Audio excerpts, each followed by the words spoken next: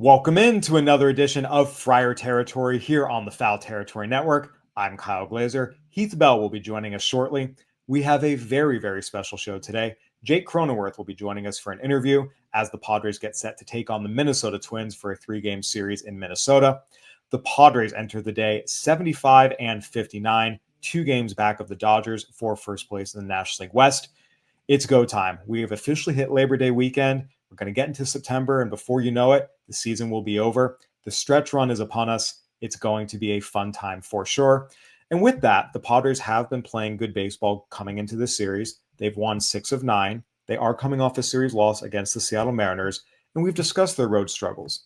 That said, they've now hit the point in their schedule where the opposition softens up. Only 3 of their 9 remaining series come against teams with winning records. They play more home games than road games in September. So the Padres are in good position. Now it's just about going out and executing. And a big part of that will be if the bottom of the lineup continues to perform as it has since the trade deadline. And Jake Cronenworth, of course, is a big part of that. And he is the focal point of this week's DraftKings Player Spotlight.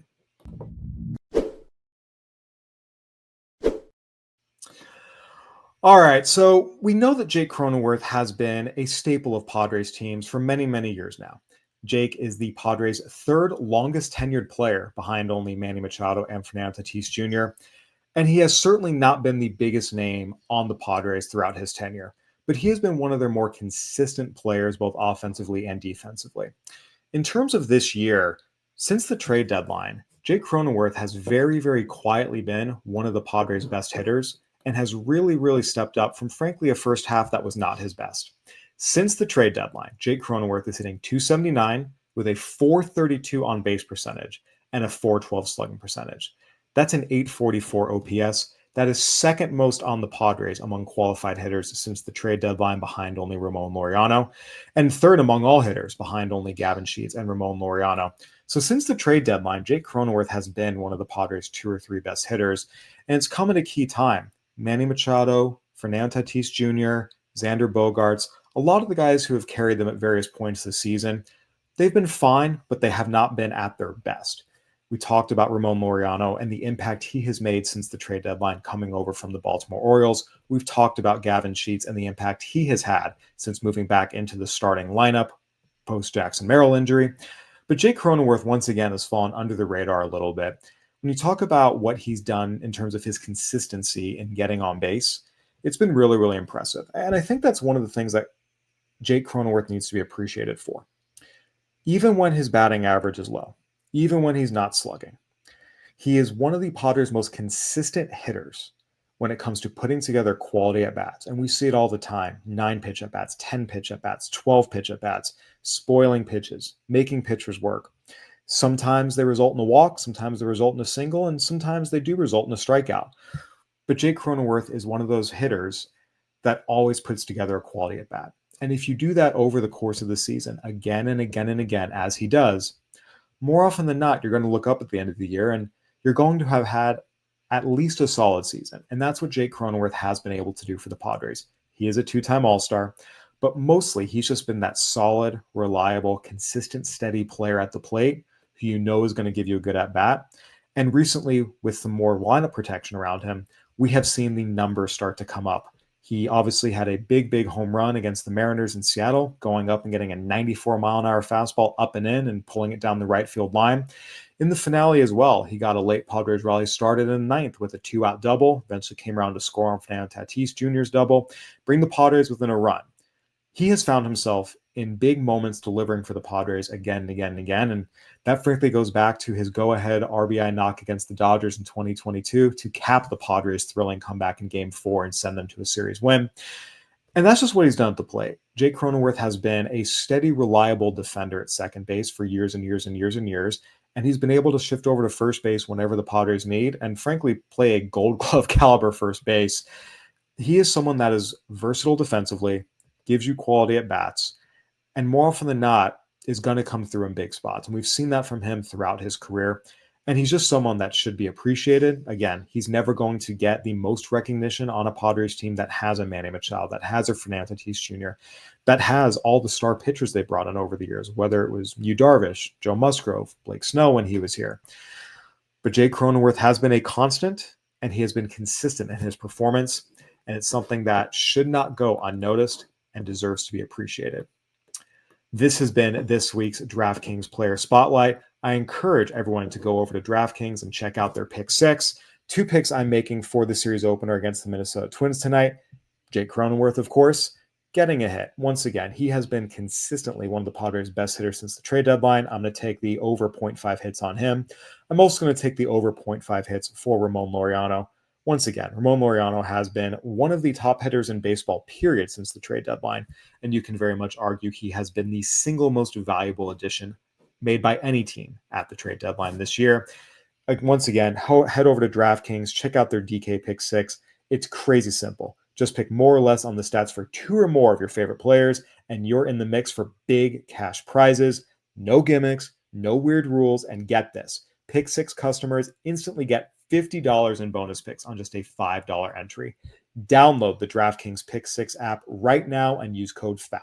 That's code FOUL. New customers play $5 and get $50 in bonus picks instantly. Ride the upside, where a few bucks can turn into a bag. Only on DraftKings. The crown is yours. Gambling problem? Call 1-800-GAMBLER. Help is available for problem gambling. Call 888-789-7777 or visit ccpg.org in Connecticut. Must be 18 and over. Age and eligibility restrictions vary by jurisdiction. Pick 6 not available everywhere, including New York and Ontario. Void where prohibited. 1 per new customer. Bonus awarded as non-withdrawable Pick 6 bonus picks that expire in 14 days. 8/24/25 at 11:59 p.m. Eastern Time. Terms at pick6.draftkings.com/promos. All right, we are pleased now to be joined by Jake Cronenworth from his hotel room in Minnesota, where the Padres are getting set to play the Minnesota Twins. Jake, it's great to see you. Thanks for joining us. Yeah, absolutely. Morning, Kyle. So obviously, this has been a very, very tight race in the National League West over the last 2 weeks. Padres have pulled into first place a couple times. Dodgers have pulled into first place a couple times. You guys have been tied a couple times. How would you say the vibes in the clubhouse have been over these last 2 weeks as things have really tightened up? No, I mean, they've been really good. I mean, it's a tough part of the schedule where, not only are we playing, really good teams, but we're playing teams in our division where, you win or lose, it's a full game up or down on them. So, it was a tough stretch of the season. We had a good homestand once we got back from LA last week, and, we're now here on our road trip. How closely have you guys been watching, what other teams are doing? Obviously, most important thing, you want to focus on yourselves, take care of business. But at the same time, this is the time of year where how other teams are performing, win or lose, does affect your guys' overall outlook. How much are you guys watching other teams and paying attention to other games as they happen? I don't think it's much right now. I mean, we're still here at the end of August, but I would say that more happens, towards the middle of September when you can really see it going on and when it's affecting you even more. Absolutely. So since the trade deadline, you have had arguably your best stretch of the season, hitting up around 280, OPS over 840. Obviously, the Padres made a lot of new additions, particularly guys at the bottom half of the lineup. So you're hitting with new guys around you. How has the trade additions that were made affected the kind of pitches you're seeing and maybe just how pitchers are attacking you? Yeah, I don't know if there's any difference in how pitchers are attacking me, or how they're coming after me. No, I think it's just, I think you're seeing the residual effects, throughout the lineup, first time through to second time through to third time through, where, that pitcher's having to work through 9 really good hitters and guys who are putting together really good at bats. And, I think that's kind of what you're seeing, towards the end there is, kind of that last finishing blow. Yeah, I mean, how much has the addition of Ramon Laureano and Ryan O'Hearn and Freddie Fermin, energized the lineup beyond just the numbers and the statistics, because those speak for themselves, but how much has it energized just you guys as a whole? Yeah, no, I mean, a ton. They fit in perfect with our group. They've been awesome since day one, since they've been here, and they're great guys, but they're also really good baseball players. And I mean, shoot, they've all helped us in a huge way at some point since they've been over here and helped us win a game. Yeah, absolutely. I want to go into something a little bit deeper. You are now the third longest tenured Padre on this team, behind only Manny Machado and Fernando Tatis Jr. You've been a teammate of Manny's for 6 seasons, and over the course of his career, he's been a little bit of a lightning rod at times. Obviously, a Hall of Fame talent. Some of his actions on the field, some things he's said have made him a little bit of a divisive player. How would you describe him as a leader? Because I think that's something that gets talked about a lot, but you're in the clubhouse, you're with him every day. How is Manny as a leader in your eyes? Yeah, I don't think. I saw something. I think it was last year. Somebody said he's the most misunderstood player in baseball, and I think it's true because, the perception of who you are as a player is only what people write about you, and if people don't like you, then people don't like you, and it's unfortunate that that's the way it is. But no, I mean he couldn't be a better teammate, leader, and no, obviously he's the longest tenured guy on our team, and no, I think a lot of it's his actions as well. He's playing every single day, hurt, healthy, whatever it may be. He's ready to go every night, and I think that alone speaks, a ton about who he is as a teammate. How would you say maybe his leadership has grown or changed over these last 6 seasons? Because no one's the same person they were 5 years ago. Right. Yeah. We're all always evolving throughout our careers and kind of finding our pathway. And no, I think it's always been there with him. I think it's just, it's always like it's different. It's kind of hard to describe. He's the same person, but he's in a different role where it's, he hasn't really changed much. No, absolutely. What's something you mentioned, people, sometimes their perceptions are shaped by what's written about someone else. What's something that, you guys see in the clubhouse that maybe the public doesn't see about Manny? Man, I try not to read too much of the stuff, but I don't know. That's a tough one because I don't really know what people are saying about him. I just know a lot of people don't like him. Fair enough. But like I said, you guys do, and that's what matters most in the end. And you certainly see the influence and leadership. The other part of this is you have played for 3 different managers during your tenure as a Padre, 2 seasons each for Jace Tingler, Bob Melvin, now Mike Shildt. What is different or unique about Mike Shildt, just maybe compared to some of the other managers you've had, whether it be minors or majors? Yeah. Something different or unique. I think the thing, a lot of our group being an older group and,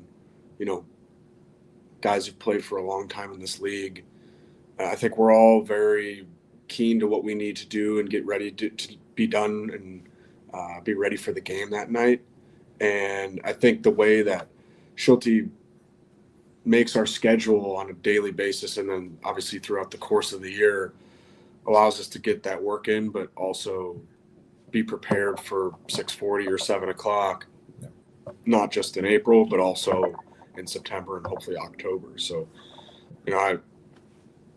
his scheduling has been really good for this group's like long-term health and, throughout the course of the year and keeping your energy up.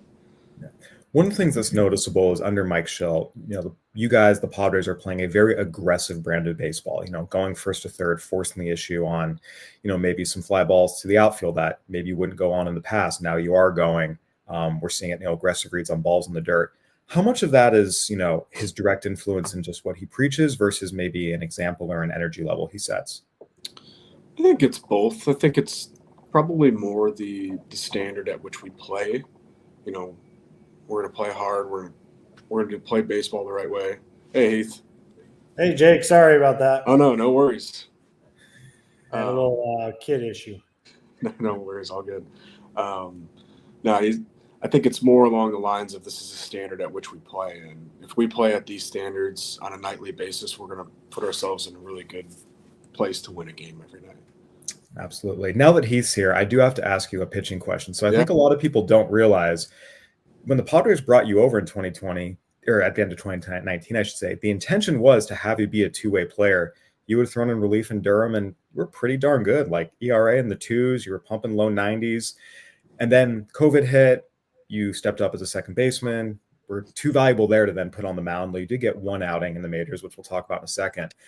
How much do you kind of wish you had the opportunity to maybe be that true two-way player and still get some regular time on the mound?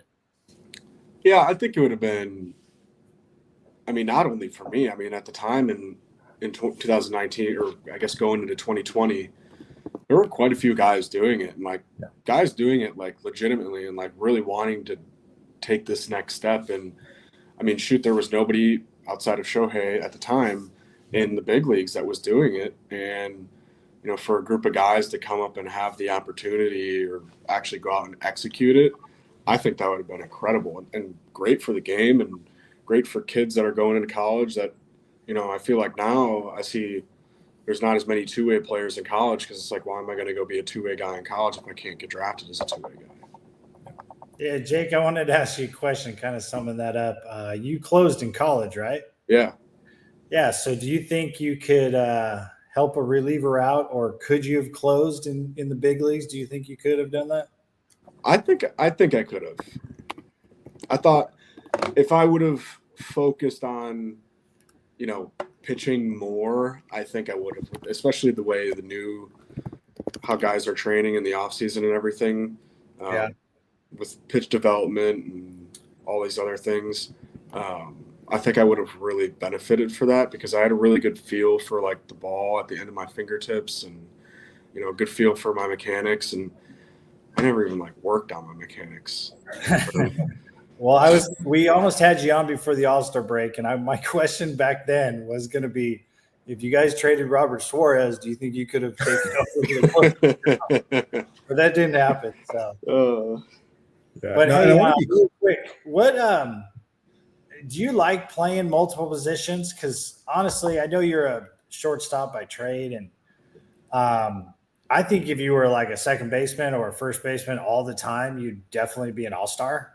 So I just think you bounce around and people don't give you as much credit as you basically deserve. So do you like playing multiple positions, or would you rather kind of, you know, stick with one position and really like be the best you could possibly be at that position? I'm going to give you the politically correct answer. Play everywhere. I like both. Like, I think, you know, I've had years that I've been up that, you know, been in the big leagues that I've played second the entire time and I have been an all-star. And then there's been years where I've bounced around for the entire year and I haven't been. But I've done the bouncing around a lot in my career from when I was in college to even in the minor leagues a little bit. But no, I mean, would it be nice? Yeah, I think so, because you're going to sleep every night. You know, I'm playing second tomorrow. I'm playing second tomorrow. It's just the same thing over and over. Where, you know, you go through times. You know, in the past, I've had it where I'm playing second one night, especially like in 21. I was playing second one night, and then I'd play first one night, and then I'd be at shortstop for 3, and then second for 2. So I mean, those ones are hard because then now, you know, you get into the field and you're like, instead of being in your normal routine, you know, now you got to go get ground balls at shortstop, and then you got to try to figure out where you're playing the next day, depending on when the manager releases the lineup, and you know, it's definitely tougher. Well, I'm just saying because, like, I just feel like you're good at doing it, but not everybody can do that. But I'm like, man, this guy would be so like all-star, you know, every other year or multiple years if they just stuck him one place. But it's difficult, even like with relieving a guy, you know, when they have bullpen by committee, closing, setting up, this and that. It's difficult. It's hard. Yeah, no, I agree. You know, it's funny. I want to be clear here too. What's unique about you, Jake, is again, it's not like you bounce around, but you're like a 45 grade defender at each position. I mean, you've been a Gold Glove caliber second baseman. I remember I was covering the games where you first move over to first base, and it was against the Dodgers. Remember after the game, they were like, who is this Cronenworth dude? You know, you made like 3 incredible plays at first. And I remember texting some of the Padres scouts who brought you over, like, yeah, I didn't know he was an 80 grade first baseman. I mean, it was just fun stuff all around. A lot of people didn't even know that. Going back to your pitching days. A lot of people didn't even know I played first in college. Yeah, I mean, you bounce around everything. First, you know, short, second, you know. And I want to go back to your pitching days at Durham. Kind of the funny thing here is you've made 8 career appearances as a pitcher professionally, and I think I've been at 5 of them because I saw you a bunch in Durham, then I saw you in San Diego. And I think people need to understand it's not just like you were out there kind of like, as a twist. You were a good pitcher. I mean, pitching in AAA, you had a 2.45 ERA, 7 appearances, averaging more than a strikeout per inning, and then I remember when you came in, your one major league pitching appearance, that absolutely insane Dodger game in 2021 that went 13 innings, lasted 5 hours, and you struck out Mookie Betts swinging over 89 miles an hour. I have to say, I would imagine that's a pretty nice feather in your cap, being able to say I struck out Mookie Betts. Yeah, that was pretty cool. I still have the ball, so I got my first big league strikeout ball. So I have to ask, what's a more proud moment for you, that or one of your early career home runs, or your big go ahead knock to knock the Dodgers out? Definitely the homers and the knock. Okay. I think a lot of the guys in that game were pretty tuned out because the night before in that game we had also played 16 innings. That was why there was no pitching left. That was crazy 2 nights. Yeah. I remember Joe Musgrove was in left field. David Price came to the plate. It was just a completely insane game. Yeah. It's one of those little league games. You got to do it. So, yeah. So Jake, just to wrap up here, I do have to ask, and we've talked a lot about, past, present. You are the author of one of the biggest hits in recent Padres history. Again, that go-ahead knock, Game 4 of the NLDS in 2022 to cap the comeback and ultimately knock the Dodgers out of the postseason. When you're walking around the Gas Lamp or North Park or downtown, how often do people still bring that up for you, and do they buy you drinks? No, not really many drinks. Drinks are expensive. Yeah, drinks are expensive. That's in the Gas Lamp. I would say every once in a while. Yeah, not too, more when it was back in like 23. That it was brought up a lot more than. Yeah. Was it weird for you walking around being famous? Because you've been more of an under the radar guy throughout most of your career. I'm still extremely under the radar. Well, that's good to know. Yeah. So I'm a bold prediction, and people don't like it, but I have a feeling this is going to be the year you guys win the division. And I know you're in second right now, but I've had a pretty good luck the last couple of years telling my kid that's a huge baseball nut, knows everything about baseball. He knows guys in AA and AAA and prospects, like top 10 in every position or in every team too. So, and I'm like, I feel like it's San Diego's year, especially after the trade deadline. Do you guys feel that way in the clubhouse, that it's kind of like this is just a different year than the past years? Yeah, I think, what AJ did at the deadline, like it's not only was it like, okay, what is he going to do? What is he going to do? It's like a jolt. Like, okay, it's Mason Miller in, wherever he's going to pitch at the end of the game, like having to face him in the 7th inning. Can't imagine that. And then it's, Ramon Laureano, and he just keeps going, and it's O'Hearn and Fermin, and it's just like, we get these guys, and I was telling Kyle, they fit in with our group so well the first day when they got there. It was almost like they had been there for the whole year, which is, to me, the most important thing, especially at the deadline. And, they're also really, really good players. So, we're in a great spot, for us to have the opportunity to put ourselves in this position is really important, and we've done it, and we just got to finish the season strong. Awesome. Absolutely. All right. Well, Jake, we know you got to get to the ballpark here in a little bit. Thank you so much for joining us. We really, really appreciate it. And best of luck this series. Awesome. Thanks, guys. Talk soon. Kratz, if you need to pay rent for your apartment and you're not getting anything for it, then you probably haven't heard of Built. You have to pay rent every single month. Why not get some points that you can redeem for other things that are a lot more fun than paying rent, like flights, hotels, Uber rides? That's right. And it doesn't stop there. Built is about making your entire neighborhood more rewarding. You can dine at your favorite local restaurants, and you can earn additional points with VIP treatment at certain fitness studios. And you can also enjoy exclusive experiences that are just for Built members. They announce them every month. Built is turning a monthly expense into an opportunity to earn rewards and discover the best that your neighborhood has to offer. Your rent is finally working for you, and you can earn points on rent and around your neighborhood wherever you call home by going to joinbuilt.com/foul. That's joinbilt.com/FOUL. Make sure to use our URL so they know that FT sent you. Get after it.